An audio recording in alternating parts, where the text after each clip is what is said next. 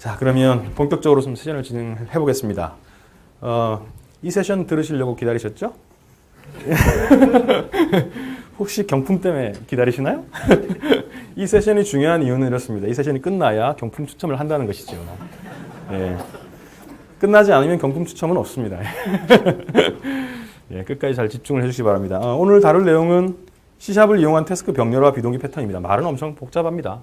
근데 사실 까놓고 보면 별 내용은 아닙니다. 한번 보죠. 오늘 다룰 내용은 요 세 가지만 딱 얘기할 겁니다. 뭐냐면 첫 번째는요, 스레드 얘기할 겁니다. 스레드 얘기할 거고, 두 번째는 태스크 얘기할 겁니다. 세 번째는 비동기 패턴. 이렇게 세 개만 얘기를 할 겁니다. 뭐 비동기 패턴 그러니까 좀 복잡할 것 같은데, 뭐 여러 형태의 비동기 패턴이 있습니다만 가장 심플한 거 몇 개만 얘기를 할 거고요. 다음번 또 좋은 기회가 있으면 그때 얘기를 좀 드리고자 합니다. 스레드입니다. 스레드를 왜 쓰죠? 스레드가 뭐냐 이렇게 물어봤을 때 당황하시는 분도 있고 자신 있게 얘기하시는 분도 계시더라고요. 근데 최근에 뭐 가상화 이런 얘기가 많이 돌잖아요. 약간 빗대어 생각을 해보면 스레드는 CPU 가상화라고 보시면 거의 맞습니다. 메모리 가상화가 뭐죠? 메모리가 없는데 있는 척 하는 거잖아요. 그죠? 근데 그때 이제 디스크를 써서 메모리가 조금밖에 없는데 많은 척 하는 거죠. 그렇죠? 스레드는 뭐냐면 CPU 가상화니까 CPU가 없는데 CPU가 많은 척 하는 겁니다. 그렇죠? 맞나요? 그래서 예전에 이제 얘가 윈도우즈 9.5 막 이때 생각을 해보면 9.5 이전이죠. 이전을 생각을 해보면 윈도우 운영체제를 수행될 때 스레드가 하나밖에 없었거든요. 그 스레드 개념 자체가 없던 때죠. CPU는 당연히 하나고요. 그럴 때는 어떤 일이 있었냐면 프로그램이 수행이 되다가 한 애가 무한루프에 빠져버려요. 그러면 어떻게 되나요? 다른 애도 같이 이제 그죠? 동작을 안 하죠.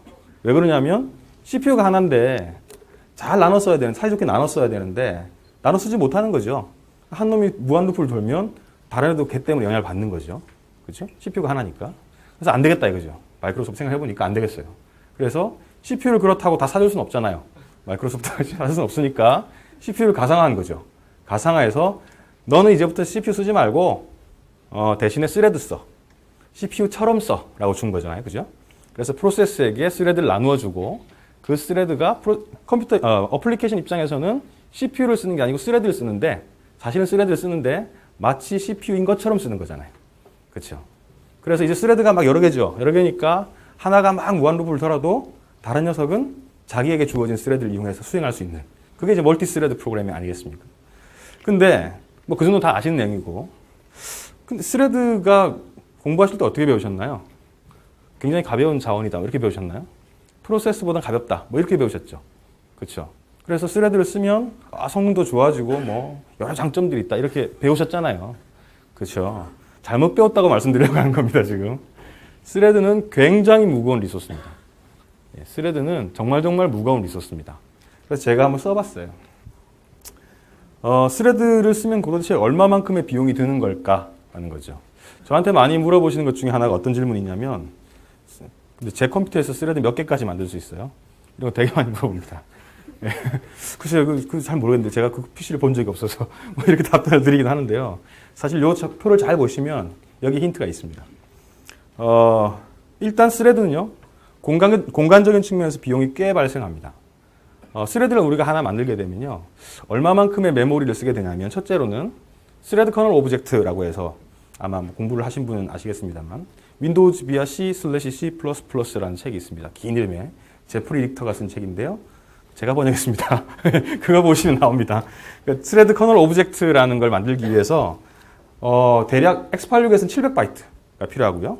거의 다 64비트 쓰시니까 64비트 기준으로 약 1240바이트가 들어갑니다. 그러니까 저희가 지금 스레드 하나 만들면이라는 가정하에 얘기 드리는 겁니다. 그리고 스레드 인바이러먼트 블럭이라는 게 또 생깁니다. 메모리 블럭인데요. 그게 한 4K가 생깁니다. 필요한 거죠. 유저 모드 스택 1메가 정도 필요합니다. 디폴트로. 물론 수정 가능합니다. 그리고 커널 모드 스택이 필요합니다. 64비트 같은 경우는 24KB 정도 됩니다. 킬로바이트죠. 그래서 공간 비용을 쭉 합해보면요. 스레드 하나 만들면 대략 한 1.053, 그러니까 1053KB, 약 1메가 정도가 생기는 거죠. 메모리를 차지하는 거죠. 스레드 하나 만들 때마다 1메가 만들어지는 겁니다. 근데 여러분이 32비트 프로세스라고 생각해 보시죠. 32비트 프로세스의 원 프로세스가 사용할 수 있는 메모리의 최대 사용량은 얼마인가요? 4기가? 2기가? 뭐 맞습니다. 2기가죠. 유저 모드는 대략 2기가입니다. 커널이 또한 2기가 있죠. 근데 2기가 중에 이런저런 DLL 다 올라올 거 아니에요. 그렇죠? 매니지드 코드 같은 경우는 한 1.5기가 쓸 수 있습니다. 그럼 대략 1.5 나누기 해서 1053KB 하면 생성할 수 있는 최대 스레드 개수가 나오는 거죠. 하지만 그 프로그램으로는 아무것도 하지 못하죠. 스레드만 만들고 끝나는 겁니다. 그죠? 예, 그 정도만 만들 수가 있습니다. 그래서 공간 비용이 작은 편이 아닙니다. 스레드 하나 생성하면 무려 1메가 이상이 훅 날아가는 겁니다. 예. 시간 비용도 한번 볼까요? 시간 비용은 뭐냐면 우리가 스레드 만들 때 스레드가 실제로 만들어질 때까지 얼마만큼의 시간이 걸리겠느냐 그거예요. 보시면 스레드 하나 생성하면요. 이 스레드가 재미난 짓을 합니다. 여러분 그 프로그램이 DLL 여러 개로 이렇게 구성되어 있는 거 아시잖아요. 그죠? 그 DLL에 보면 DLL 메인이라는 부분이 있어요. 그 DLL 메인은 뭐 DLL이 메모리로 올라왔을 때도 호출이 되고요. 또 재미난 것은 그 프로세스 안에서 스레드가 새로 생성되면 그 DLL 메인을 호출해 줍니다. 무슨 얘기냐니? 제가 만든 프로그램에 DLL이 한 5개 로드되어 있다고 치죠. 근데 필요해서 스레드를 만듭니다. 그러면 그 스레드는요. 그 5집을 돌아다니면서 다 문안 인사를 합니다. 나 새로 스레드 만들어졌어요. 나 새로 스레드 만들어졌어요. 간다는 거죠. 정말입니다. 그러면 이제 스레드 DLL들은 알았어. 너를 위한 공간을 마련하마. 그래서 공간을 탁 만들어줍니다. 대표적인 게 바로 C 런타임 라이브러리 같은 겁니다. C 런타임 라이브러리 DLL이죠. 그렇죠? 그러면 스레드가 방문했을 때 스레드 전용의 공간을 만들어줍니다. 예, 그런 식으로 돌거든요. 그러면 DLL이 많아지면 어떻게 될까요? 예, 다 방문 인사 드려야 되잖아요. 그죠? 스레드 하나 생성하게 되면 뭐 DLL이 100개다 그러면 100번 가야 됩니다. DLL마다. 예, CPU가 빠르니까 그렇지 굉장한 리소스 낭비입니다. 이거. 그렇죠? 스레드 만들었다 죽였다 할 때마다 그 짓을 한다는 거죠. 또 하나. 스레드가 많이 만들어지면 요 얘기만 하시더라고요. 컨텍스트 스위칭. 뭔지 아시죠? 그렇죠? 아까 CPU가 가상화되어 있다고 그랬잖아요. CPU 한 개, 두 개밖에 없어요. 스레드는 굉장히 많죠. 그러면 CPU 입장에서는 얘들한테 골고루 수행해 줘야 되잖아요. 그렇죠? 그래서 그것들을 어떻게 하나요? 컨텍스트 스위칭 하죠. 그렇죠? 이 스레드가 갖고 있던 가상의 CPU 정보들을 로드해서 수행을 해주고 일정 시간 퀀텀 타임만큼 지나면 다시 저장하고 다른 녀석 정보 가지고 와서 다시 수행해주고 그죠? 그런 작업들을 합니다. 예, 그런 작업들을 우리 컨텍스트 스위칭이라고 그러잖아요. 그런 컨텍스트 스위칭이 굉장히 많이 일어날 수 있다는 겁니다. 스레드가 많아지면. 그러다 보면 어떻게 될까요? CPU로 작업은 못하고 컨텍스트 스위칭만 하는 거죠. 계속. 컨텍스트 스위칭만 하다가 볼일 다 봅니다. 그래서 사실은 이 CPU, 컴퓨터에서 가장 효과적인 스레드 개수가 몇 개냐? 딱 물어봤을 때 답은 아주 정확합니다. CPU 개수만큼의 워킹 스레드를 만들면 돼요. 스레드가 항상 워킹하는 건 아니기 때문에 이론은 쉽지만 실제로 안 되는 거죠. 그죠? 그래서 스레드를 많이 만들기도 하는 겁니다. 그래서 컨텍스트 스위칭과 관련된 비용을 최소화해버리면 CPU 개수가 4개, 수행되는 스레드 4개. 베스트죠. 그렇죠? 현실은 그렇지 못하기 때문에 우리 스레드를 더 많이 만들어 내는 건 사실입니다. 어쨌든 이 스레드는 가벼운 자원이 아닙니다. 그래서 배웠을 때 이렇게 배우셨을 거예요. 스레드는 프로세스보다 가벼운 리소스다. 이렇게 배웠을 겁니다. 그거 그냥 머릿속에 지우시고요. 스레드는 매우 무거운 리소스다. 단 프로세스보다는 가볍다. 이렇게 기억을 해두시면 될 것 같습니다. 스레드 많이 만든다고 해서 좋은 거 아닙니다. 이제 그만해야 할 바보짓이라고 썼는데요. 한번 보세요. 제가 이제 이거 PT 만들다가 제 컴퓨터에 작업 관리자를 띄운 겁니다. 제 컴퓨터에 스레드 개수가 몇 개인지 아세요? 지금 수행되고 있는 게 2085개입니다. 로지컬 코어가 4개입니다. 4개. 달랑 4개인데요. 2085개입니다. 물론 저 중에 뭐 수행되는 놈도 있고 잠자는 놈도 있고 그렇겠죠. 근데 2085개를 어떻게든 뭐 수행을 해줘야 될 거 아니에요. 어느 시점에서는. 그죠? 컨텍스트 스위칭이 무지하게 발생하고 있는 겁니다. 여러분 컴퓨터 한번 나중에 보세요. 실제로 이 작업관리자의 성능을 보시면 수행되는 프로세스 개수나 전체 스레드 개수를 파악할 수가 있습니다. 맨날 메모리만 보시지 말고 이거 좀 보십시오. 보면 이 스레드 개수가 너무 많아져서요. 컨텍스트 스위칭 하느라고 혹은 저 스레드 하나마다 아까 제가 메모리 얼마나 그랬죠? 대략 뭐 1050 뭐 된다 그랬죠? 그만큼 먹는 거예요. 네. 스레드 제가 다 메모리입니다. 저기. 그죠? 두 번째도 볼까요? 프로세스당 스레드 개수도 한번 보시죠. 제가 이제 기본적으로는 스레드 여기 보시면은 여기 스레드라고 있잖아요. 스레드입니다. 혹시 뒤에 안 보실 분. 기본적으로 나타나지 않습니다. 근데 오른 마우스 클릭하셔가지고 열 추가한 다음에 스레드 이렇게 선택하시면 나오거든요. 나오는데 그런 다음에 스레드 개수로 소팅을 했어요. 근데 제일 나쁜 놈이 누구냐면 익스플로러 EX입니다. 익스플로러 EX가 얼마나 욕심이 많으냐면요. 스레드가요. 지가 205개를 만들어 쓰고 있어요. 엄청나죠, 그죠? 시스템은 그렇다 칠 수 있을 것 같아요. 이미 네트워크 관련된 작업을 아마 하고 있을 텐데 169개. 이건 아닌 것 같은데요. SVC 호스트가 그거 같은데요. 아웃룩 대표적인 무거운 프로세스죠. 그래서 얘도 한 64개 막 이렇게 됩니다. 이렇게 됩니다. 아까 분명히 CPU 개수랑 수행되는 스레드 개수를 같이 갖고 가면 최고라 그러는데 이런 짓을 하고 있단 말이에요. 그죠? 우리가 이거 다 잘못 배워서 그렇습니다. 스레드가 가볍다라고 생각하고 무지막지하게 스레드를 만들어냈거든요. 얼마나 황당한지 제가 한번 보여드릴게요.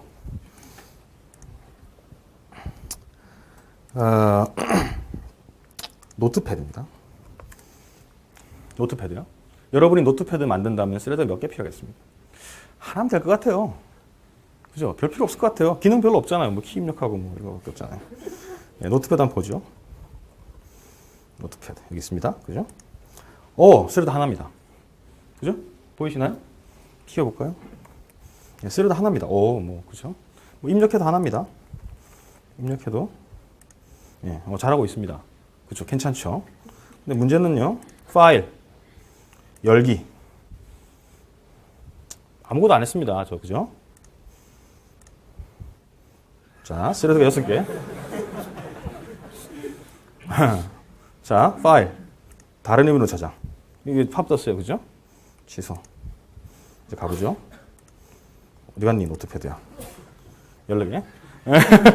점점 이 짓을 합니다. 노트패드가. 그죠? 이거 뭐, 닫았잖아요. 파일 열기. 근데 안 줄어요. 이 모양입니다. 이건 뭐 여러 이유가 있습니다. 뭐 여러 가지 복잡한 이유가 있습니다. 뭐 오픈 다이얼로그를 띄우면 거기에 실시간으로 대응해야 되고 뭐 이런 뭐 쓸데없는 얘기들 합니다. 사실이기도 하고요. 하지만 이렇게 우리가 스레드를 사실은 낭비하고 있는 거죠. 아까 하나밖에 없었잖아요. 13개가 더 생겼죠. 13개가 메모리 얼마 쓸까요? 최소 13메가 이상. 그죠? 14메가 그냥 쓰고 있습니다. 아무것도 안 했어요. 노트패드에 글자 입력하고 저장도 안 했잖아요. 그죠? 그런데도 이런 상황이라는 거죠. 그래서 우리가 스레드를 한편으로 생각을 해보면 너무 많이 쓰고 있는 것 같다는 생각이 드는 것이죠. 뭐 그럴 수밖에 없었던 배경도 있는 것 같고요. 그래서 스레드에 대해서 한 번 더 고민을 좀 해보고 좀 아껴 써야 될 필요가 있다는 게 사실은 이 PT의 뭐 핵심입니다. 그래서 실천적인 접근 방식으로요. 이렇게 제가 감히 단언하건대 썼습니다. 명시적으로 스레드 생성하지 마십시오. 스레드 생성하는 건 너무 쉽습니다. C샵에서 베이스 클래스 라이브러리 쓰시면 명시적으로 스레드 생성하기 위해서 new thread 하시면 생성되죠. 그렇죠? 윈3이 같은 게 어떻게 하죠? create thread ex underscore begin thread ex 이런 거 쓰시면 스레드 만들어집니다. 그렇죠? 근데 너무너무 쉽기 때문에 많이들 만들어 쓰시죠. 그죠? 근데 그걸 하나 만드는 순간 아까 제가 비용 말씀드렸죠. 그죠? 공간 비용 무지하게 발생하고 시간 비용 무지하게 발생합니다. 그러고는 어떻게 하죠? 두세 개 정도 일하다가 그냥 죽여버리죠. 그죠? 죽어. 그죠? 너무 쉽잖아요. 스레드 펑션에서 return 해도 되고, terminate thread 이렇게 해도 되고, 어떻게든 죽여버리죠. 그렇게 되면 그 메모리를 확 잡고 있다가 줄어들고, 확 잡고, 잡았다 줄어들고, 이런 과정들 때문에 컨텍스트 중에 계속 발생하고, 그거 해제하느라고 시간을 또 무지하게 보내게 됩니다. 단 예외가 있습니다. 어떤 예외가 있냐면, 첫째로, 보통 스레드 우선순위가 아닌 스레드가 필요한 경우입니다. 무슨 얘기냐니 여러분 스레드도 그렇고 프로세스도 그렇고 우선순위가 있어요. CPU가 어떤 이뻐하는 놈이 있다는 거죠. 기본적으로는 노멀이라고 해서 보통 우선순위를 가집니다. 그래서 다 평등한 거죠. 근데 평등하게 다루지 말아야 할 경우도 있어요. 그래서 윈도우즈는 0부터 31까지 레벨을 쫙 뒀죠. 그렇죠? 아이들부터 시작해서 굉장히 높은 게 뭔지 기억이 안 나는데 쫙 있습니다. 31개가 있고 어플리케이션에서 접근할 수 있는 방식이 제가 정확하게 몇 개인지 모르겠는데 7개였나요? 아마도 그런 것 같습니다. 이 레벨도 있죠. 그래서 그 레벨에 따라서 우선순위 높으면 우선 그 녀석을 더 이뻐합니다. 편애합니다. 물론 이제 다른 녀석에 기회를 주기도 합니다. 하지만 그래서 그런 식으로 어떤 우선순위가 좀 높은 스레드가 필요하거나 우선순위가 낮은 스레드가 필요한 경우에는 명시적으로 스레드를 생성하셔도 됩니다. 그렇지 않은 경우는 하지 말라는 거죠. 두 번째, 포그라운드 스레드처럼 동작하는 스레드가 필요한 경우. 스레드는 뭐 크게 사실은 밑에 가면 똑같지만 약간 추상화를 해보면 포그라운드 스레드하고 백그라운드 스레드 두 개를 나뉘거든요. 그 차이는 뭐냐면 포그라운드 스레드가 종료되지 않으면 프로세스가 종료되지 않습니다. 백그라운드 스레드는요, 작업 막 하고 있다가 다른 포그라운드 스레드가 다 죽어버리면요, 프로세스가 확 내려갑니다. 그 차이죠. 그래서 보통 어플리케이션을 수행하게 되면 메인 스레드가 수행이 되고 그 스레드가 다시 다른 스레드를 만들고 막 이런 과정이죠. 그 메인 스레드가 이 개념에서 보자 그러면 포그라운드 스레드입니다. 그래서 메인이 리턴이 탁 돼버리면 프로그램 죽어버리죠. 다른 스레드가 아무리 많이 만들어져 있어도 메인 스레드가 포그라운드 스레드이기 때문에 그 녀석이 죽으면 죽습니다. 그래서 포그라운드 스레드를 여러 개 만들어야 될 필요도 있을 수 있겠죠. 그렇죠. 뭔가 내가 이 작업은 반드시 완료하고 내가 죽어야 돼. 무슨 일이 있어도. 뭐 이런 경우 있잖아요. 로그아웃 하고 죽어야 되겠어. 죽어도. 그런 경우는 이제 포그라운드 스레드로 만들어야 될 필요성이 있거든요. 그런 경우는 오케이. 괜찮다는 거죠. 세 번째. 계산 중심 작업이 상당히 오랫동안 수행되어야 하는 경우. 최근에 비트코인 좀 모으시고 계신가요? CPU, GPU 많이 쓰죠? 그죠? 사실은 CPU 안 씁니다. GPU를 쓰죠. 어쨌든 뭐, CPU를 막 써야 되는 일인데 엄청 오래 걸려요. 한 3, 4일 동안 CPU가 계속 돌아야 돼요. 혹은 뭐, 20, 30분 이상 수행이 돼야 돼요. 이런 작업을 해야 될 경우.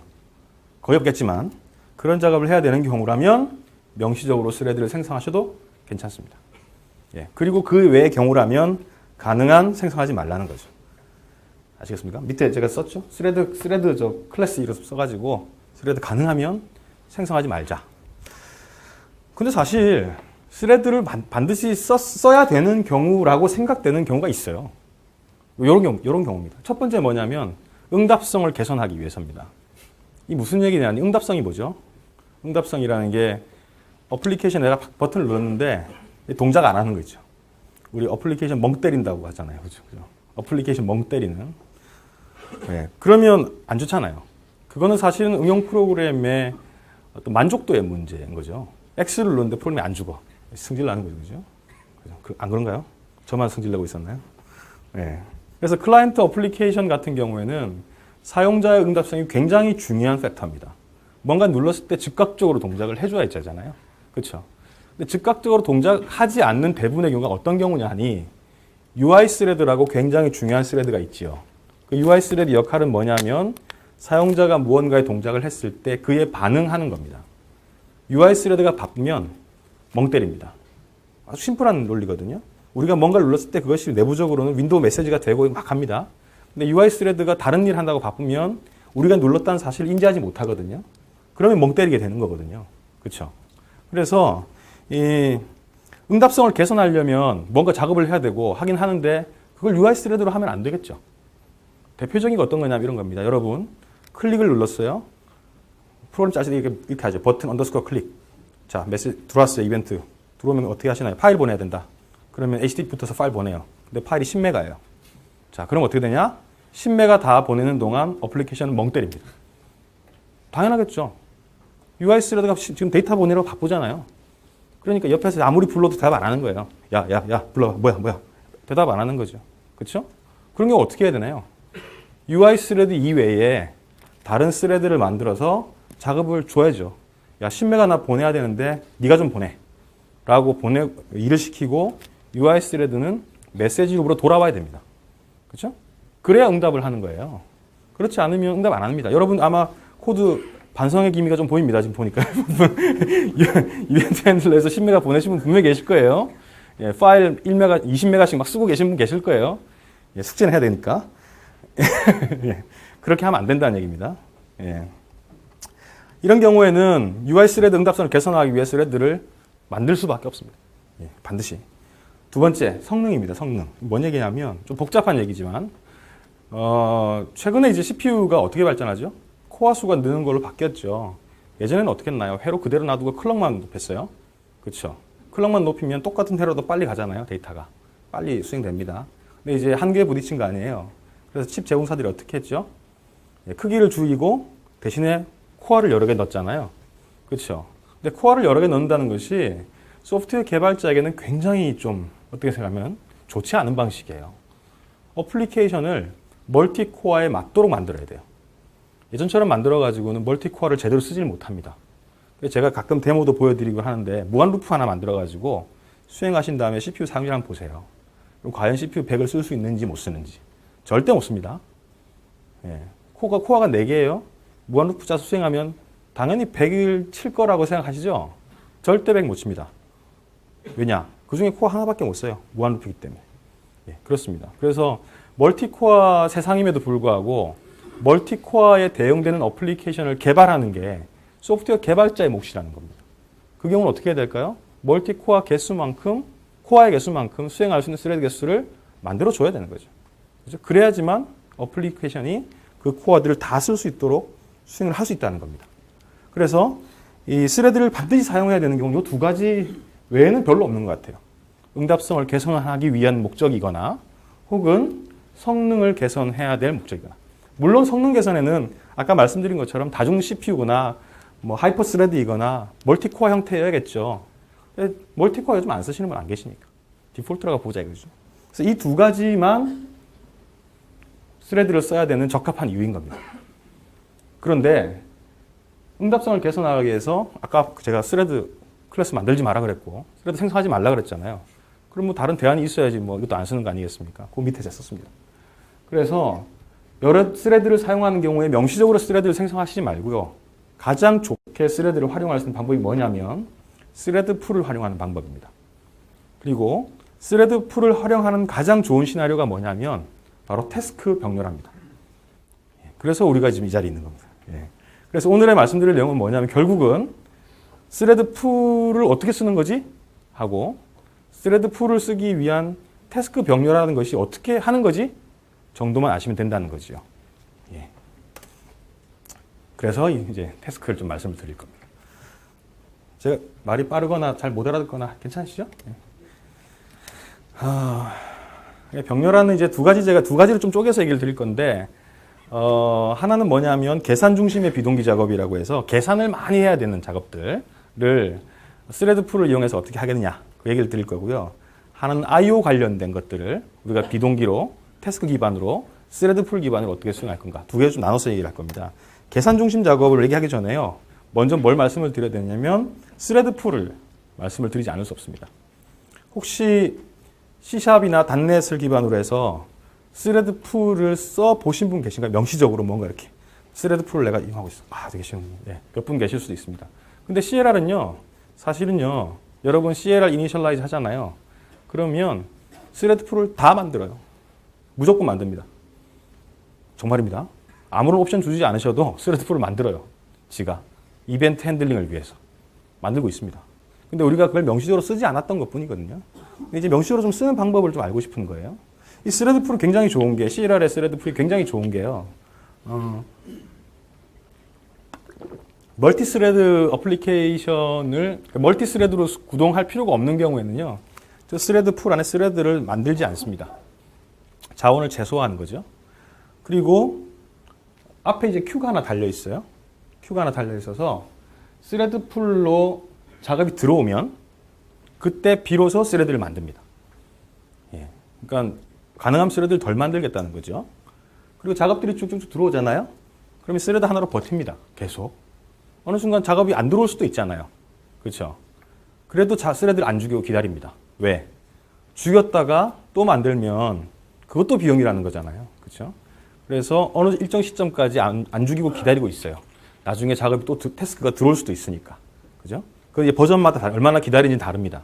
그래서, 1분이라고 가정하시죠? 1분 동안 작업이 계속 안 들어오고 있어요. 그러면 그때 비로소 스레드를 죽입니다. 이런 경우도 있겠죠? 이제 작업이 들어왔어요. 스레드 하나 만들었습니다. 제가 버틴다 그랬잖아요. 계속 버티는데 자꾸 엄청나게 일이 몰려와요. 큐에 작업이 막 쌓입니다. 그러면 하나로 못 버틸 거 아니겠습니까? 그러면 무엇을 얘가 확인하냐면 지금 내가 갖고 있는 코어 수가 몇 개지? 확인을 합니다. 그래서 4개야? 내가 하나 만들었네? 그럼 3개 더 만들어도 되네? 판단할 수 있겠죠? 그럼 그에 맞춰 스레드를 만듭니다. 예, 만들어서 작업들을 이제 멀티 스레드로 수행하기 시작하는 거죠. 막. 예. 그래서 막 최대한 이제 뭐 작업의 어떤 내용에 따라서 우리가 힌트를 줘야 될 경우도 있습니다만은 그렇게 멀티 스레드를 적극적으로 본인이 알아서 스레드의 개수를 줄이거나 늘리면서 작업들을 수행을 하는 거죠.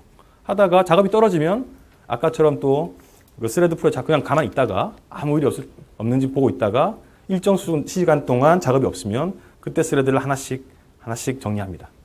근데 이제 그 스레드를 죽이는 것 자체도 사실은 비용이긴 하죠.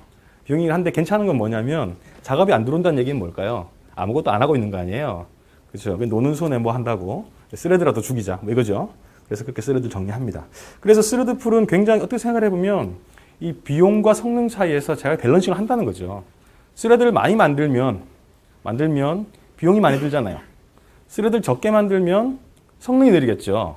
근데 스레드 풀이 그것을 교묘히 밸런싱을 한다는 겁니다. 작업이 많을 땐 늘렸다가 작업이 적을 땐 줄였다가 그것도 바로 죽이지도 않고 일정 수준 되게 했다가 그래서 스레드 풀이 이미 있는데 우리가 지금 안 쓰고 있었던 거예요. 어떻게 쓰는지 봅시다. 아주 심플하게 쓰는 방법이 하나 있습니다. 뭐냐면 QUser Work Item 동일한 이름의 윈3의 API도 있습니다. 이거는 이제 BCL에 있는 거고요. 뭐냐면 해야 될 일을 그냥 wait callback이라고 불리우는 델리게이트로 전달하면 됩니다. 그러면 저건 뭔가요? 저기 델리게이트라는 것이 결국 델리게이트 타입 뭐죠? 내부적으로 오브젝트이긴 합니다만 그 오브젝트 안에 콜백 펑션을 갖고 있는 게 타입이잖아요. 오브젝트인데 그 안에 콜백 펑션에 관한 포인터를 갖고 있는 게 그 델리게이트 타입입니다. 그래서 저기서 가리키고 있는 어떤 메서드를 수행해 달라라고 요청하는 거죠. 예. 구조는 간단합니다. 요거 아까 C# 배우셨잖아요. 람다 표기식이잖아요. 그죠? 예. 이거. 죄송합니다. 왜 모른 척 하시지?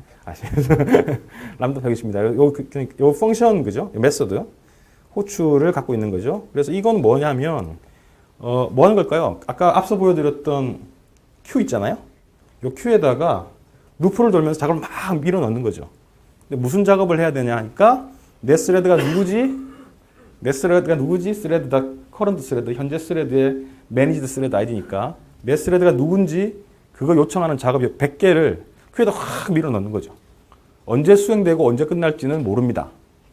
그렇죠? 우리가 좀 불안하죠. 언제 수행될지 모르니까. 불안하지만 아까 말씀드린 스레드 풀이 최적화된 방식으로 그것들을 수행하는 밸런스를 찾아줍니다. 스레드를 몇 개 만들어야 될지, 그죠? 찾아준다는 거죠. 그렇게 해서 수행을 합니다. 그래서 이 작업은 스레드 풀에서 실제로 일어나는 것이죠. 그렇기 때문에 QUser와 워크 아이템을 호출한 스레드는 저 for loop를 돌고 있는 스레드는 아무런 할 일이 없습니다. 그렇죠? 실제로 우리가 100개의 작업을 시켰지만 저 for loop를 탈출하고 for loop는 어떻게 말씀드릴까요? 저 작업을 수행하기 전에 빠져나오는 거예요. 그래서 제가 빠져나가지 말라고 콘솔에다 리드나를 넣어놓은 겁니다. 예. 이해를 돕기 위해서 잠깐 그냥 한번 써볼까요? 예, 뭐 하나 써보죠 뭐. 비주얼 스튜디오 고요.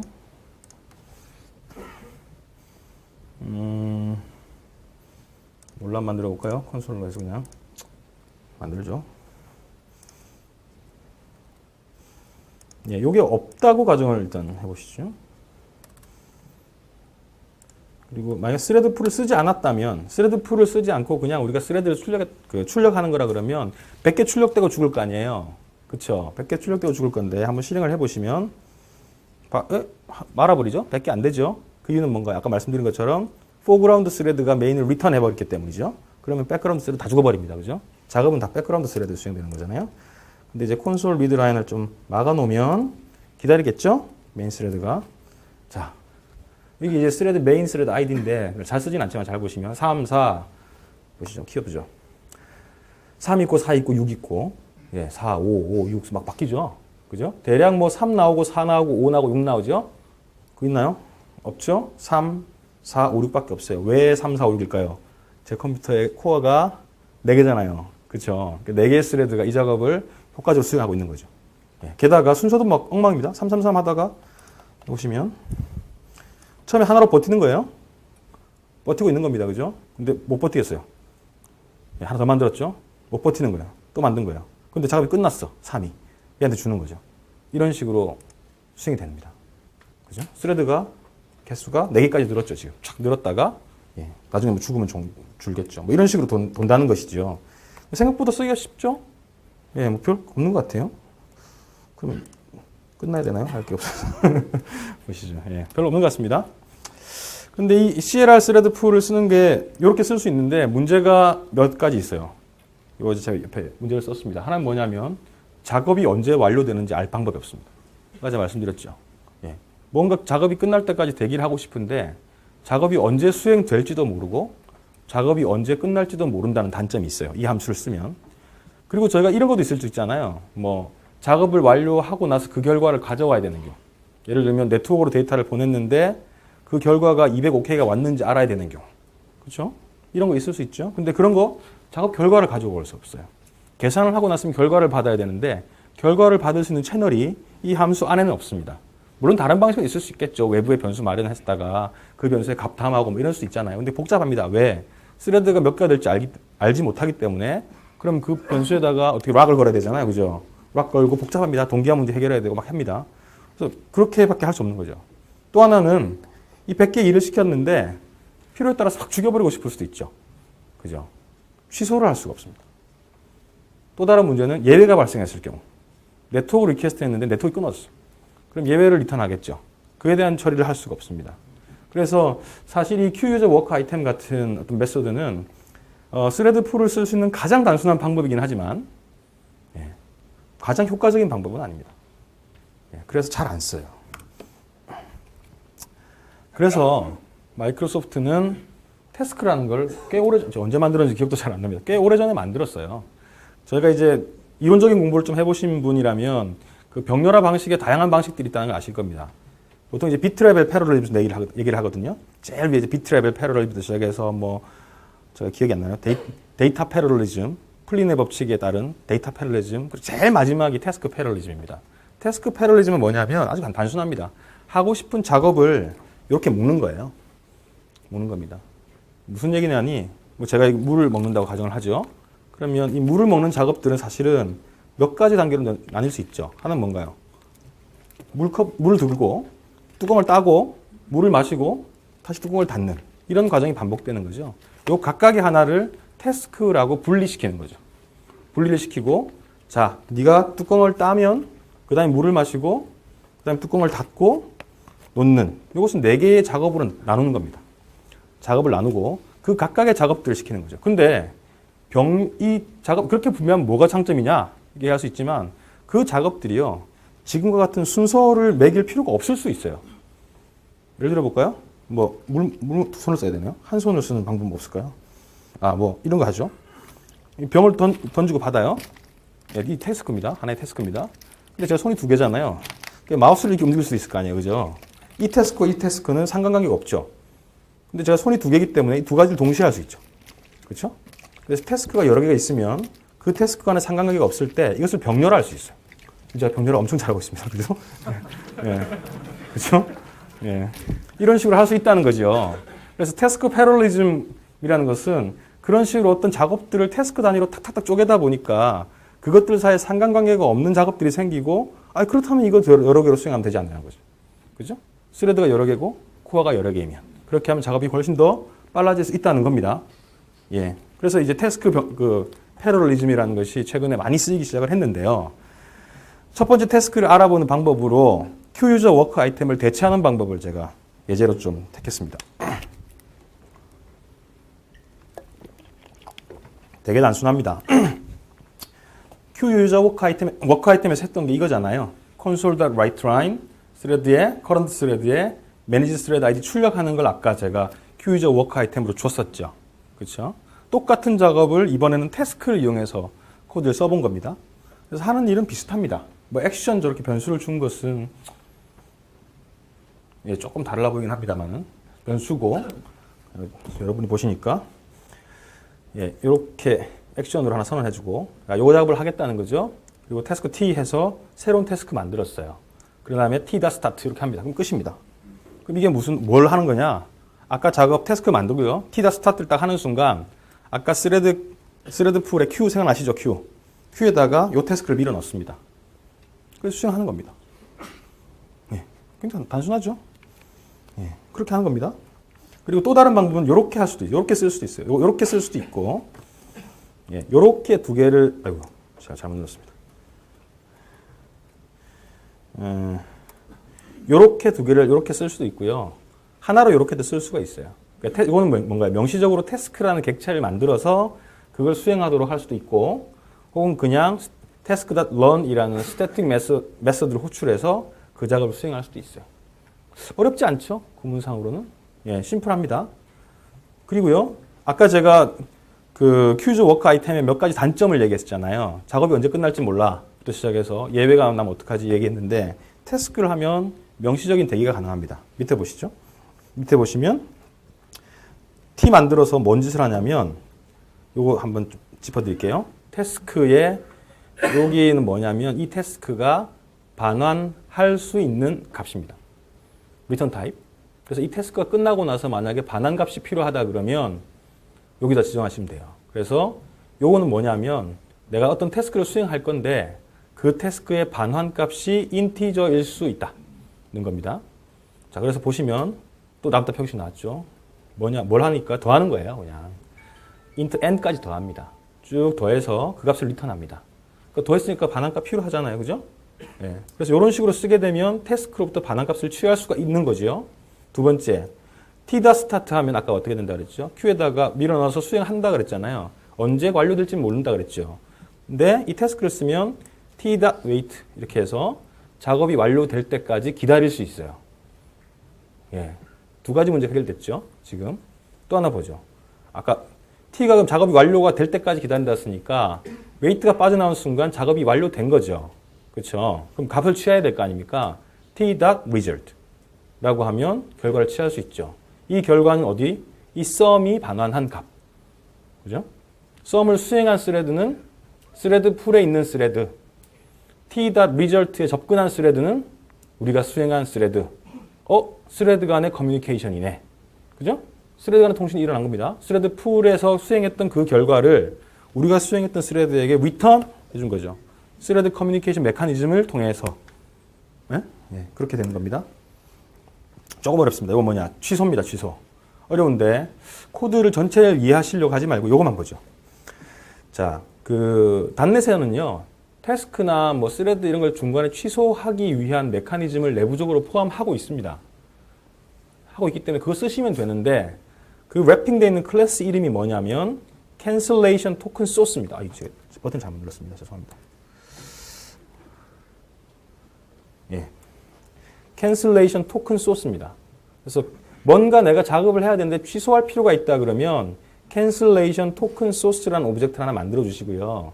이렇게 만들면 이 안에 CTS 토큰이라는 게 생겨요. 얘를 넘겨주면 됩니다.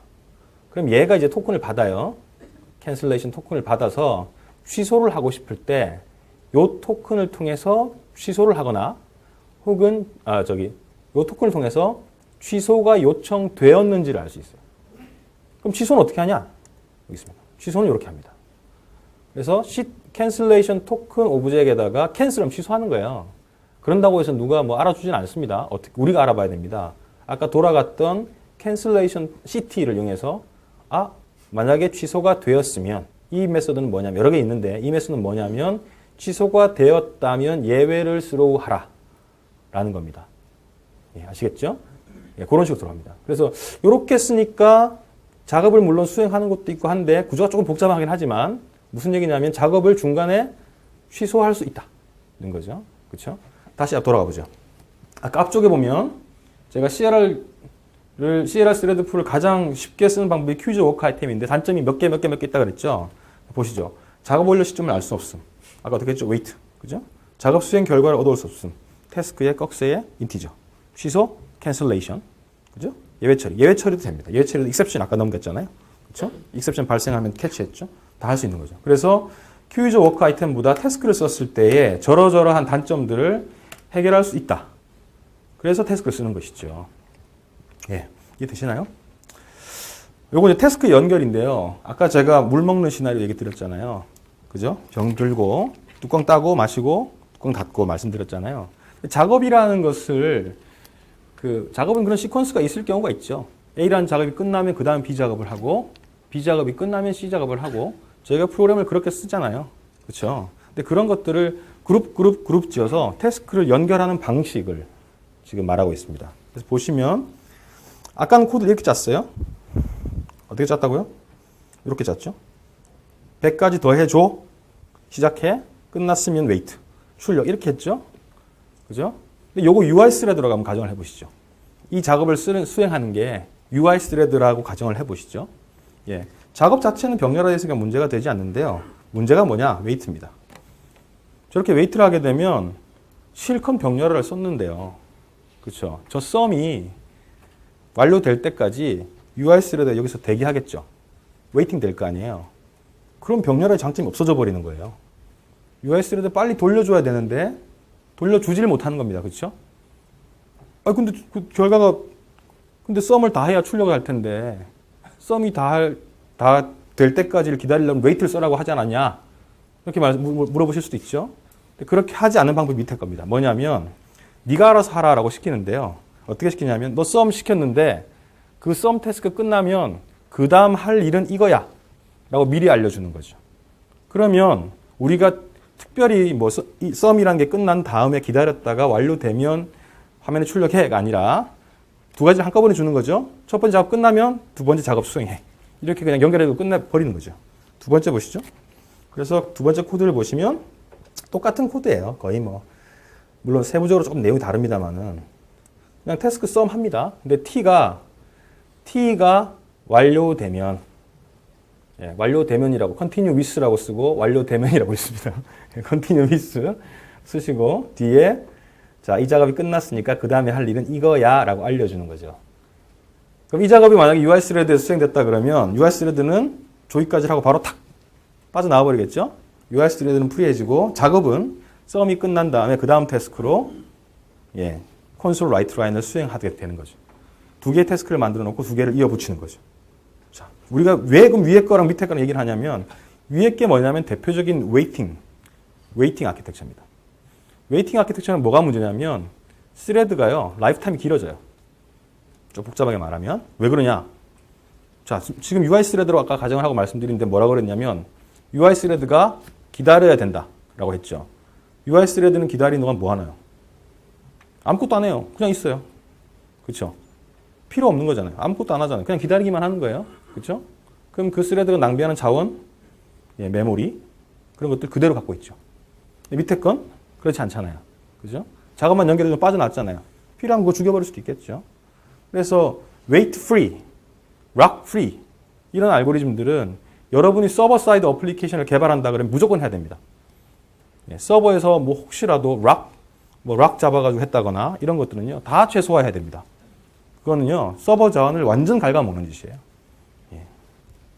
그래서 태스크를 이렇게 연결할 수 있다. 아주 심플하죠. 연결하는 방법은 continue with라고 쓰고 두 번째, 근데 태스크가 항상 성공적으로 끝나리라고 보장할 수는 없잖아요. 그죠? 태스크가 수행됐다가 정상적으로 수행이 완료를 할 수도 있지만 경우에 따라서는 예외를 발생할 수도 있고 혹은 경우에 따라서는 그 태스크를 사용자가 강제로 취소할 수도 있다 그랬죠. 그렇죠? 근데 태스크가 이렇게 연결되어 있는 상황을 고려해 보시죠. 태스크 두 개가 연결되어 있어요. 근데 두 개 연결을 했단 말이에요. 이게 수행되면 이거 해라 했는데 사용자가 마음 변심 안 하겠다고 마음을 바꿨어요. 캔슬을 했어. 캔슬하면은 얘 수행은 안 될 거 아니에요. 그죠? 다른 작업을 해야 되잖아요. 그 연결하는 겁니다. 그래서 조건적으로 태스크를 연결하는 거죠. 그래서 제일 위를 보시면 똑같습니다. continue with라고 쓰고요. 두 번째 매개 변수로 실행을 완료하면 이라고 조건을 주는 거죠. 실행을 완료하면 the sum is 뭐 이렇게 출력을 해주고 만약에 sum을 수행하는 중에 예외가 발생을 하면 only on fault 그죠? 예외가 발생하면 예외의 내용을 출력해주고 그리고 만약에 사용자가 명시적으로 취소했으면 sum was cancelled라고 해라 거죠. 그러니까 어떻게 됐나요? 태스크 하나 놓고 성공한 경우 그 다음에 취소한 경우 실패한 경우를 쫙 연결해 주는 거죠. 그죠? 그렇게 해놓고 이 작업들이 정상적으로 완료되면 이거, 아니면 이거, 또 아니면 이거. 예. 이렇게 하는 겁니다. 세 번째 재밌습니다. 뭐냐면 태스크 연결을 하는데요. 복잡하게 연결하는 겁니다. 지금 제가 1차원적으로 쭉 연결을 했잖아요. 근데 작업이 그렇게만 하는 법이 없죠. 그렇죠? 하나의 작업이 끝났을 때 동시에 세 개를 같이 수행했다가 그 세 개가 다시 하나로 묶여졌다가 뭐 이렇게 될 수 있겠죠. 뭐 예를 들어 볼까요? 우리가 검색 엔진에서 뭘 검색을 하는데요. 네이버 검색이랑 다음 검색이랑 뭐 야후 검색을 다 보고 싶어요. 뭐 제 이름 김명신을 검색을 하는데 야후, 네이버 그리고 다음을 다 검색하고 싶어요. 근데 이 세 개는 병렬적이죠. 그래서 그 작업을 하시킬 때 네이버 검색해와 끝나면 다음 검색해와 이러면 안 되는 거죠. 세 개 한꺼번에 샥 시킬 수 있어야죠. 그렇죠? 근데 내가 그거 가지고 뭘 하려고 그러냐면 디스크에 저장을 하려고 그래요. 세 개의 결과를. 그럼 세 개가 완전히 끝나야 저장을 할 수 있죠. 그렇죠? 그럼 세 개의 작업을 다 기다려야 되잖아요. 그렇죠? 그런 작업들을 할 수 있다는 겁니다. 이건 뭐냐면 보시죠. 페어런츠란 태스크가 있어요. 이 태스크는요. 밑에 하부 태스크를 세 개를 가집니다. 근데 이 태스크를 생성할 때 어떻게 생성하냐면 Task Creation Options를 줘가지고 Attach to Parents라고 했어요. 이 말은 이 Parents란 태스크가 내부적으로 생성하는 이 태스크는 Parent Child 관계를 가지게 된다는 겁니다. 그리고 나서 이 Parents를요 다른 태스크와 연결합니다. 그래서 이 Parent 태스크가 완료되면, 그죠? 완료되면 뭘 하냐면 그 결과를 화면에 출력해라. 이렇게 되어 있는 겁니다. 이 의미가 그런 겁니다. 그렇게 되면 이 페어런트 태스크가 밑에 세부의 하부 태스크를 갖고 있는 거죠. 이 하부 태스크가 세 개가 모두 완료되면 그 다음 태스크로 넘어가서 화면에 출력되는 이런 구성이 되는 거죠. 이런 식으로도 구성을 할 수 있다는 거죠. 그러니까 태스크를 뭐 서너 개 만들었다가 두 개로 줄였다가 늘렸다가 줄였다 이런 것들이 태스크 병렬할 중에는 쉽게 할 수 있다는 것이죠. 아이고 이거 오늘 제가 그래서 이런 거죠. 썸 10, 썸 20, 썸 30이라고 썼는데 저거를 만약에 그냥 10초 걸리는 작업, 20초 걸리는 작업이라고 생각하시죠. 그럼 이걸 만약에 우리가 시퀀스로 수행을 한다 그러면 시간이 저렇게 되는 거죠. 썸 10이 10초 걸리고 썸 20이 20초 걸리니까 썸 30은 30초 걸리고 합하면 60초 걸리는 거잖아요. 그렇죠? 그런 식으로 수행됩니다. 근데 태스크로 아까 페어런트 차일드 묶고 페어런트가 그 다음 태스크 묶고 이런 식으로 하게 되면 뭐 스레드가 많이 있다. CPU가 뭐 한 200코어다라고 가정을 하고 썸 10, 20, 30이 병렬적으로 수행될 수 있겠죠. 예, 그러면 페어런트 완료되는 시간은 30초밖에 안 걸리겠죠. 예, 그러면 화면에 출력되는 시간이 작업을 실제 완료하는 시간이 현저하게 차이가 날 거 아니에요. 지금 같은 경우는 절반으로 줄었잖아요. 그렇죠? 예. 이런 거죠. 다음은 이제 IO 중심 비동기 작업인데 조금 복잡합니다. 여기 좀 잘 보시죠. 윈도우와 관련된 얘기를 좀 드려야 되는데요. 윈도우 운영 체제가 동기적으로 I/O를 어떻게 하느냐에 관한 그림입니다. 디테일한 내용을 모르셔도 되는데 숫자를 보시고 따라가시면 됩니다. 여러분이 만약에 파일 스트림 오브젝트를 만들어서요. 그로부터 데이터를 읽어오려고 한다 그러면 단넷은 처음으로 win32의 read file이라는 함수를 호출하고요. 1번입니다. 그 다음에 win32의 유저 모드 API는 IRP라는 조그만 패킷 형태를 만들어서 나 파일 읽으려고 해 라고 알려줍니다. 그러면 윈도우즈의 커널 모드에서는 이 IRP를 가지고요. 윈도우 IO의 서브 시스템 디스패처라는 것이 수행돼서 어디로 가냐면 NTFS 파일 드라이브 쪽으로 들어갑니다. 그러면 이 파일 드라이버가 하드디스크에 있는 컨트롤러에게 명령을 내려요. 자, 몇 바이트를 가지고 와 이렇게 시킵니다. 예, 그리고 나서 작업이 끝나면 파일을 읽게 되면 역순으로 쭉 타고 올라오는 것이죠. 이게 일반적인 구성입니다. 근데 4번과 7번, 4번, 5번, 6번, 7번 사례를 보시죠. 4번, 커널 모드에서 NTF 파일 드라이버까지 갔어요. 근데 실제 작업은 누가 하는 거냐면, 저 하드디스크의 컨트롤러가 해요. 작업은 헤더를 움직여라, 트랙을 변경해라, 몇 바이트 읽어와라, 메모리 담아라, 쌓아라, 이런 거 누가 하냐면, 하드디스크의 컨트롤러가 합니다. 그 컨트롤러는 유저 스레드가 수행되는 게 아니에요. 그렇죠? 그럼 유저 모드 스레드는 뭐 하죠? 거기서 멍을 때리겠죠. 그죠? 작업을 할 때까지 기다리게 됩니다. 그냥 기다리는 거예요. 컨트롤러가 다 작업할 때까지.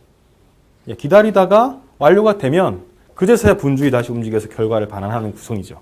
그게 뭐냐면 동기 IO예요. 예. 그럼 아까 제가 멍 때리는 거 하지 말자 그랬잖아요. 웨이팅 하지 말자. 그런데 윈도우 안에서는 이미 이런 멍 때리는 작업, 웨이팅 작업도 일어나고 있는 겁니다. 그렇죠? 그래서 비동기 I/O 펑션들을 만들었죠. 동기 I/O 펑션만 만든 것이 아니라 마이크로소프트가 비동기 I/O 메커니즘도 만들어줬어요. 그래서 똑같은 리드를 할 때도요. 리드 어싱크라는 메서드가 있습니다. 리드 쓰지 말고 리드 어싱크를 쓰시면 조금 복잡하지만 다르게 작업이 일어나는데 어떻게 일어나냐면 1번, 3번까지 똑같아요. 자, 4번도 같습니다. 그리고 NTFS 파일 드라이버에게 뭔가 지시를 해요. 자, 그런 다음에 작업이 완료되기를 기다리지 않고 그 스레드는 바로 빠져나옵니다. 바로 나왔어요. 이제 하드디스크가 분주히 무언가의 데이터를 수집하겠죠. 그렇죠? 그럼 얘가 뭘 해줘야 되냐? 우리한테 알려줘야죠. 그죠? 그래서 하드디스크에서 일어나는 작업을 우리한테 노티피케이션만 해줄 수 있으면 기다릴 필요가 없더라는 거죠. 그죠? 그래서 비동기 I/O 메커니즘의 핵심은 뭐냐면, 본질은 뭐냐면, 작업을 시키는 주체와 작업을 하는 주체가 다르다는 겁니다. 첫째는요. 둘째는 뭐냐면, 작업을 한 주체가, 실제 일한 놈이 주인에게, 작업을 시킨 주체에게 알려주는 방식입니다. 그 두 가지가 비동기의 본질입니다. 작업을 시키는 것, 작업 완료를 갖고 오는 것.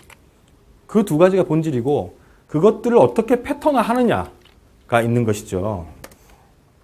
그래서 마이크로소프트가 수년간 여러 번의 마음을 바꾸어가면서 그 두 가지를 어떻게 하면 좀 더 쉽게 할 수 있을까를 고민했습니다.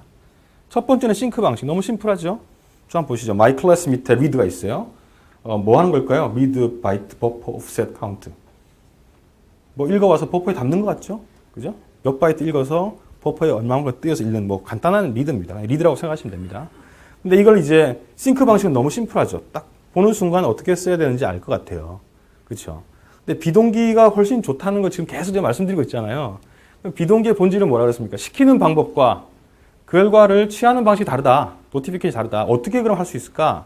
그래서 마이크로소프트가 처음에는 APM이라는 걸 만들었어요. APM 뭐냐면 함수를 두 개로 쪼개요. 그래서 begin, read를 호출하고요. begin read와 end read 두 개의 함수를 만들어 놓는 거죠. 그래서 begin read로 일을 시키고요. end read로 결과를 받아와요. 이런 식으로 만들었습니다. 근데 문제는 뭐냐면 아까 위에 매개 변수가 몇 개였나요? 3개 했잖아요. 근데 하나, 둘, 셋, 넷 다 시키는데 일이 5개. 그죠? 받는데 하나. 이렇게 되는 거죠. 근데 물론 되긴 되는데 복잡하더라는 거죠. 매개 변수 수도 많아지고 받을 때도 복잡하고 엔드리스를 언제 호출해야 될지도 애매해지고 이렇습니다. 어쨌든 비동기로 되긴 됩니다. 예. 뭐 그래도 쓸만했습니다. 예. 그러다가 이제 또 마이크로소프트가 이거 좀 너무 어려운 것 같아 라고 해서 조금 다른 방식으로 바꿨습니다. 어떻게 바꿨냐면 이벤트 베이스드 어싱크러너스 패턴인데요. 이건 뭐냐면 작업이 완료되면 통지 받을 방식을 이벤트로 바꿨어요. 이벤트로 바뀌어서 시킬 때는 read async로 시켜요. 근데 다행히 이 read async를 보시면 매개 파라미터 리스트가 어때요? 똑같죠. 그렇죠? 함수명만 다르잖아요. 그러니까 좀 다행인 거죠. 그죠? 시킬 땐 조금 그죠? 그리고 대신에 뭘 하라고 하냐면 작업이 완료되면 이 이벤트 핸들러를 통해서 알려줄게 라고 한 거죠. 그럼 저 이벤트 핸들러에다가 우리가 결합을 하면 되잖아요. 그죠? 이벤트 핸들 붙여가지고 작업 완료되었을 때 이제 버퍼 어디서부터 꺼내오면 되잖아요. 그죠? 이런 식으로 또 이중화한 거죠. 근데 이렇게 APM이나 EAP의 문제는 뭐냐면요. 작업을 시키는 위치하고 작업을 받는 위치가 다르다는 거예요.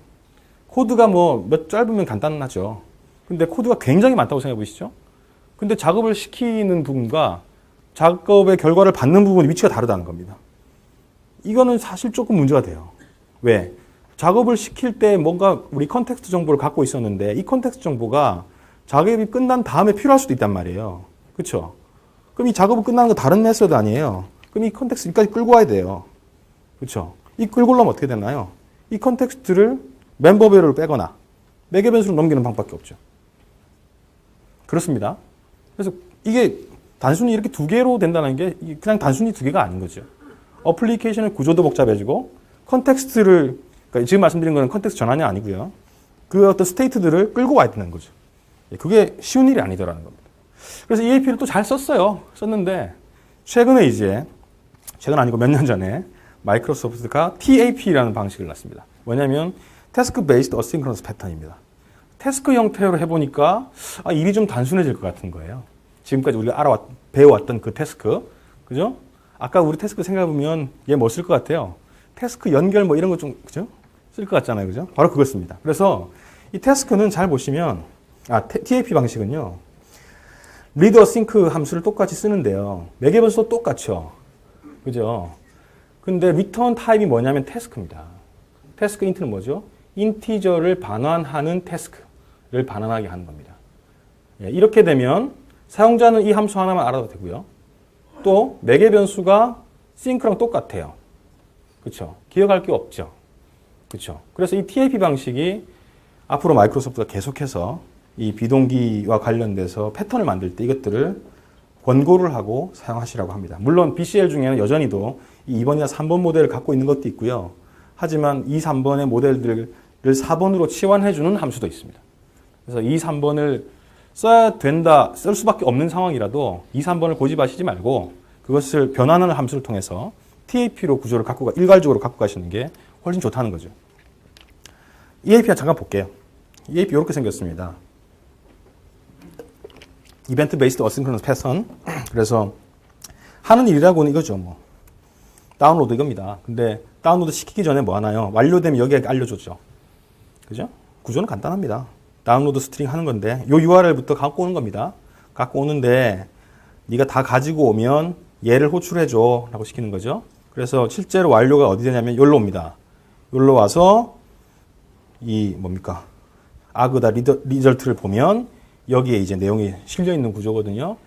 그러면 두 개가 아까 제가 문제가 뭐라 그랬죠? 얘와 얘가 지금 두 개의 함수로 다르다는 겁니다. 이게 뭐가 문제가 되냐? 저기 URL 있잖아요. 이 클라이언트 다운로드 스트링 컴플리트에서 URL 액세스 못하죠. 왜? 로컬 베리어블이잖아요. 그죠? 여기서 액세스 못하죠. 그럼 이 URL 어떻게 해야 됩니까? 멤버 베리어블 빼야지. 그죠? 혹은 여기다가 그 뭡니까? 뭐 파라미터 넘겨줄 때 거기다 포함해서 넘겨야죠. 그래서 아그다드로 액세스해야 되잖아요. 그런 짓을 해야 된다는 겁니다. 네. 그래서 구조가 별로 좋지 않더라. 뭐 조금 뭐 이렇게 쓰면 조금 낫나요? 뭐 똑같습니다. 이게 람다로 바꿨습니다. 근데 이렇게 쓰면은 그나마 이제 로컬 베리어블 URL에 이제 접근이 가능하죠. 그죠? 람다 익스프레션을 쓰면. 그죠? 하지만 뭐 내부적으로 보면 거의 유사한 구조입니다. 이게 뭐 클라우드 그런 거 하면 안 되죠. 그래서 뭐 URL도 이렇게 액세스 할 수 있습니다. 이 안에서. 뭐 이런 식으로 하면 조금 나아집니다. 예. 그래도 뭐 좀 별로인 것 같아요. 근데 TAP를 쓰면 이렇게 바꿀 수가 있습니다. 여기서부터 긴장해서 보십시오. 제가 책을 한 권 드릴 문제를 곧 낼 겁니다. 예. 이게 무슨 일을 하는지는 알겠죠. 잘 보시죠. 일단 URL을 하나 스트링에다 넣었고요. 웹 클라이언트라는 오브젝트를 만들었어요. 그런 다음에 무슨 일을 했냐면 client.download string task async라는 함수를 해서 태스크 베이스의 병렬화를 하기 위한 태스크 객체를 만들었어요. 그죠? 그런 다음에 이 작업이 끝날 때까지 t.wait를 걸었습니다. 그리고 끝나고 나면 t.result를 출력하는 겁니다. 자, UI 스레드입니다. 그죠? 버튼 클릭. 이 코드의 문제는 뭘까요? 예? 맞아요. 맞습니다. 왜 그럴까요? 대기하고 있습니다. 그렇습니다. UI 스레드를 대기시키는 거죠. 사장님 나중에 사인 한번 부탁드리겠습니다. 예. 코드는 뭡니까? 웨이트 문제예요. 그죠? 결과를 얻어내는데 어떻게 했나요? UI 스레드 웨이팅 시켜버렸죠. 그럼 UI 스레드 멍 때리는 겁니다. 그렇죠? 이렇게 쓰면 안 되는 거죠. 그럼 대안은? 블러킹 발생합니다. 대안은 이거죠. 예, 대안은 여기 대안이 맞나요? 예, 대안이 맞네요. 대안이 뭐냐면 버튼 언더스코어 클릭해서 뭔 짓을 하냐면요. UI 스레드로 작업을 태스크를 수행하는 것이 아니고요. 태스크.run을 이용해서 다른 태스크를 분리해서 만들어 버리는 거죠. 예. 그럼 UI 스레드는 바로 빠져나가겠죠? 그죠? 그럼 이제 워크 어싱크가 수행되면서 여기는 웨이트 해도 되는 거잖아요. 이제. 그죠? 얘는 이제 UI 스레드 아니죠. 그죠? 맞나요? UI 스레드 여기 수행하고 빠져나갔잖아요. 그렇죠? 이 스레드 여기 이제 수행하는 건 어디 스레드인가요? 스레드 풀에 있는 스레드죠. 예. 그러니까 이게 웨이트 해도 되잖아요. 근데 별로 좋진 않아요. 왜?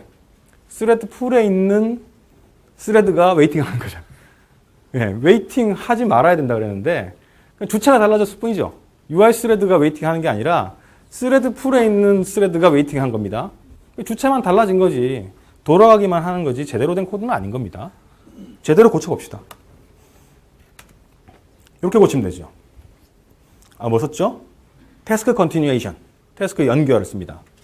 예, 이걸 컨티뉴에이션이라고 그러고, 예, 태스크 컨티뉴에이션 쓰는 거죠. 태스크 컨티뉴에이션 쓰면 어떻게 되나요? 작업이 완료되었을 때 그 다음에 무엇을 해야 되는지를 연결할 수 있다. 라고 제가 말씀드렸잖아요. 그렇죠? 그래서 UI 스레드에 대해서 그 작업까지 해줘도 되는 거죠. 그죠? 클라이언트 오브젝트를 이용해서 비동기 요청을 하고 비동기 요청이 완료되면 무엇을 할지를 미리 다 알려줍니다.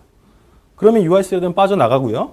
작업은 스레드 풀에서 수행되고 작업이 완료되면 debug.writeLine이라는 태스크가 생성되면서 스레드 풀이 다시 그걸 수행해주는 그런 구조가 되는 것이죠.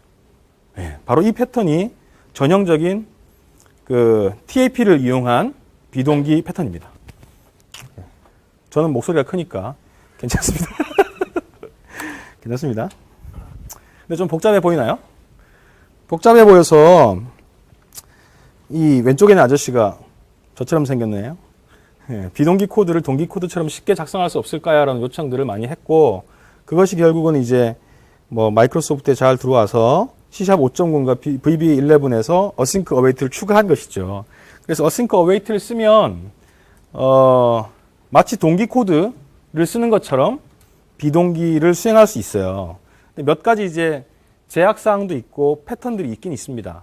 그래서 반드시 태스크 형태로 리턴을 해야 된다랄지 함수의 모양은 이랬으면 좋겠다랄지 뭐 이런 것들이 좀 있습니다. 요거 따라주시면 async await를 이용해서 아까 태스크 기반의 패턴을 그대로 쓸 수가 있어요. 근데 async await 저번 시간에 잠깐 설명을 해드렸는데 이게 생각보다 돌아가는 방식이 복잡해요.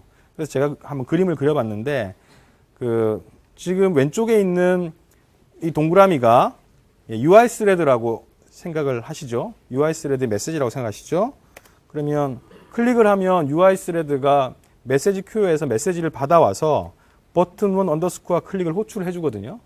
그러면 그 스레드가 로드 세팅 어싱크까지 호출을 해주거든요. 예, 그리고 그 안에서 다시 IO 네트워크에 다운로드 어싱크를 호출해 줘요.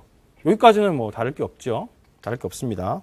근데 호출하고 나서 이 UI 스레드는 작업 완료를 기다리지 않고 빠져나와 버립니다. 완전히 빠져나옵니다. 빠져나오고 그럼 UI 스레드가 이제 그냥 프리드가 됐으니까 클릭 같은 이벤트에 다 대응을 할 수가 있겠죠. 그죠? 그리고 난 이제 작업이 완료됐어요. 작업이 완료되면 아까 작업을 시켰던 위치로 UI 스레드가 한 방에 확 진입을 합니다. 진입을 해서 그쪽 코드로부터 다시 return 이렇게 들어오는 거죠. 예, 구조는 좀 복잡하죠. 복잡한데 잘 뜯어서 좀 살펴보시면 됩니다. 뭐 어려울 건 많이 없습니다.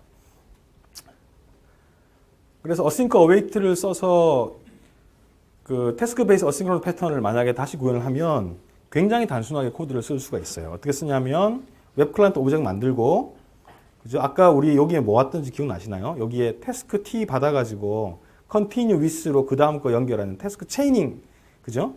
continuous 체이닝을 했단 말이에요. 그 과정들이 없고요. 그냥 await라고 써버리면 끝나는 거죠. 예, 그러면 이 코드는 딱 보면 아까 말씀을 C# 시간에도 말씀을 드렸던 거지만 시퀀셜하게 원래는 수행되는 것처럼 코드가 보이잖아요. 태스크가 뭔가 연결이 되고 뭐 이런 작업들이 있는 것으로 보이지는 않지요. 그죠? 싱크콜과 똑같은 형태로 작업이 수행되는 것이 아니라 패턴이 똑같이 보입니다.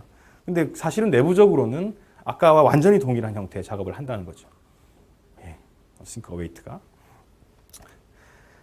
예, 여기까지인데요. 제가 하나만 더 보여드리고 있습니다.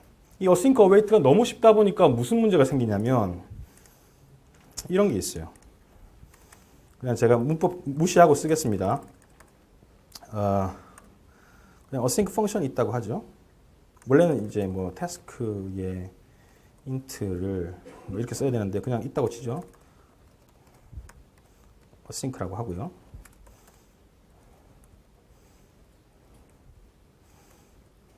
여기다가 await download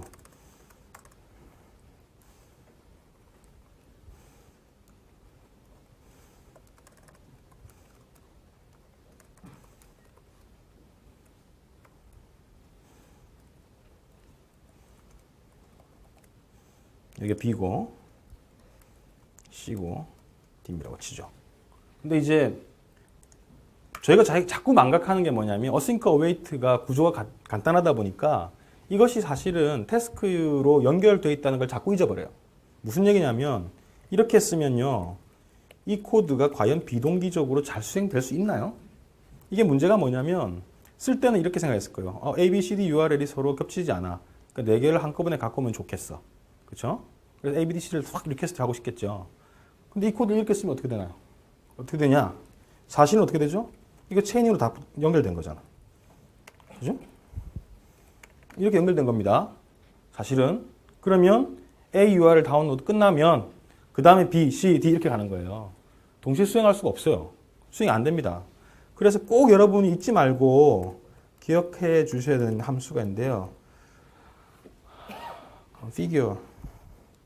configure weight라고 제가 기억이 나는데 정확하게 모르겠네요. 예, configure weight 맞을 겁니다. 함수에 false를 주시면요. false를 주시면 이 각각의 동작들이 독립적으로 돌아갑니다.